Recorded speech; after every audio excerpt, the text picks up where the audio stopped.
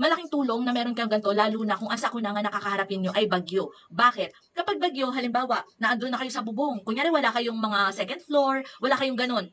So, kapag talaga tumataas yung baha, for sure, kayo ay naandun na sa bubong. Kapag kayo nasa bubong, syempre mauulanan pa rin kayo, di ba? So, minsan kahit naka-jacket ka, kahit nakakumot ka, kahit nakabalabal ka, sobrang lamig pa rin. So, may possibility na mag-chills ka pa rin. At yun ang babantayan ninyo, okay? Kasi mamaya, kapag sobrang nag-chills na kayo, kapag naranasan nyo yung hindi nyo na makontrol, yung panginginig nyo, no? Ibig sabihin nun, prone kayo na magkaroon ng hypothermia. Ang hypothermia, yun yung nakukuha. Alam niyo yung sa palabas na Titanic? Ganun kasi yung nangyari doon nung dahil doon sa sobrang lamig, nagkaroon ng hypothermia yung mga tao. Kaya, ayun na, alam nyo na yung nangyari doon sa Titanic, di ba? Ang daming mga naano. So, dahil yun sa hypothermia. So, yun yung kailangan nating iwasan. So, kapag meron kayong ganito, syempre, nandun nga kayo sa bubong. Kasi nga, tumataas yung tubig baha.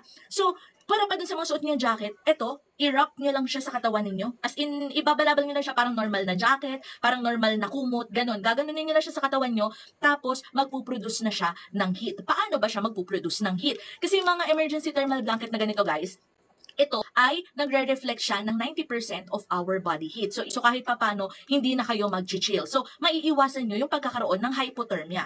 Okay, ano pa? Para pa doon, ang pangalawang purpose kapag meron kayo ng emergency thermal blanket, halimbawa, kunyari, paggabi na, padilim na, pero naandun pa rin kayo sa bubong, wala pa rin nagre-rescue. Worst case scenario to, guys, ha? So, hindi naman natin hinihiling na ganun, pero just in case, di ba, kung ganun man yung kaharapin, at least may idea kayo kung anong gagawin. So, halimbawa, worst case scenario, paggabi na, padilim na, wala pa rin nagre-rescue, nandun pa rin kayo sa bubong.